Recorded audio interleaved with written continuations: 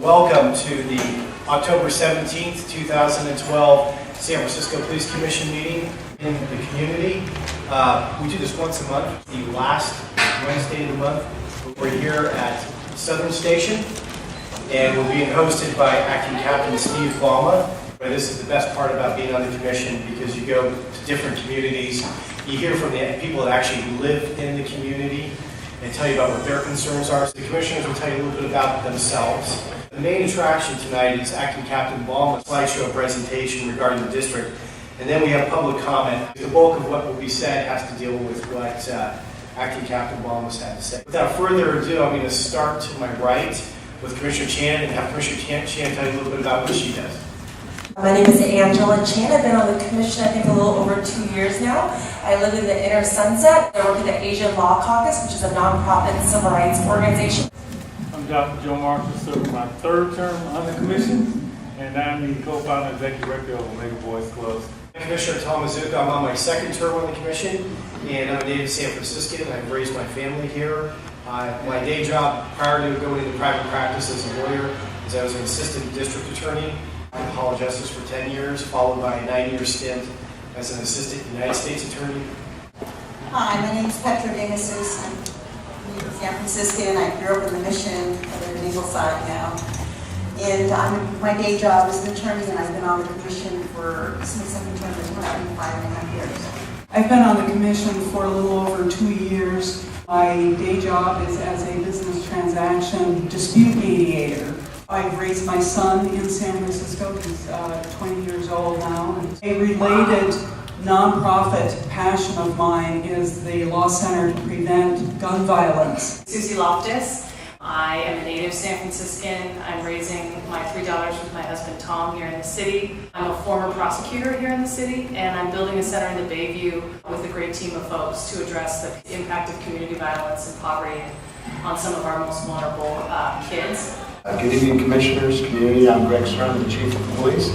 I've been Chief now about 18 months. I'm a native San Franciscan.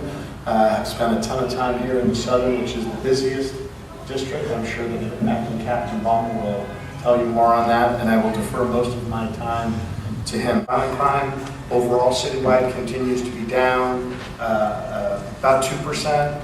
Property crime up about 7%. Just most recently, during the Big Fleet Week, America's Cup weekend, we had an element of protest involving the Black Bloc, and I believe just over 20 people. We also have a lot of labor rallies and peaceful marches and protests that we facilitate, and we protect people's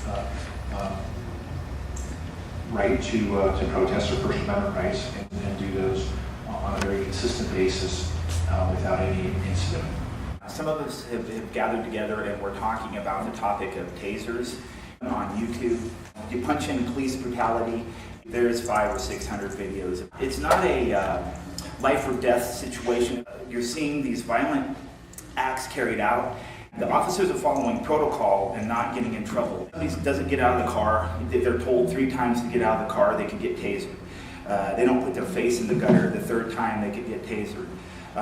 It's really a torture device to force compliance. My daughter was tasered here in the city when she was 18. I was going to be electrocuted, my daughter. It's part of what makes me the level of activist that you see. I see a militarized force on the streets of San Francisco opposing people that are simply voicing their opinion and trying to make a positive change in the world. They impounded my car 25 times for being poor. You know, I don't have a DUI. I have a history of driving under the influence of poverty. You know, it's the poor people that take the brunt of the bad cop. Sir, your time's up. Sorry, your time's up? Yeah, one quick comment. Your time's up. There's been an epidemic attack on homeless people where they get stomped. I'm just saying, a group of teenagers will show up and stomp the crap out of people, and these people do not report this crime. Their dogs are being stolen, their backpack full of stuff, unreported. I'm Rebecca Ruby-Slichter. I also work with the de-escalation Foundation. I didn't expect to be watching a PowerPoint presentation when really serious issues that we could be discussing that aren't traffic caused by Bloomingdale's. And those issues are the the proposed conducted energy devices that Chief Suhr is trying to spend these hundreds of thousands of dollars on. Conducted energy devices are also what they call electric chairs. But in this case, they're tasers. And I wanted to remind Chief Suhr of on February 23rd of last year, the commission resolved that tasers could not be implemented without community consultation. And those communities were the LGBT community, the communities of color. I'd really like to see input from these communities.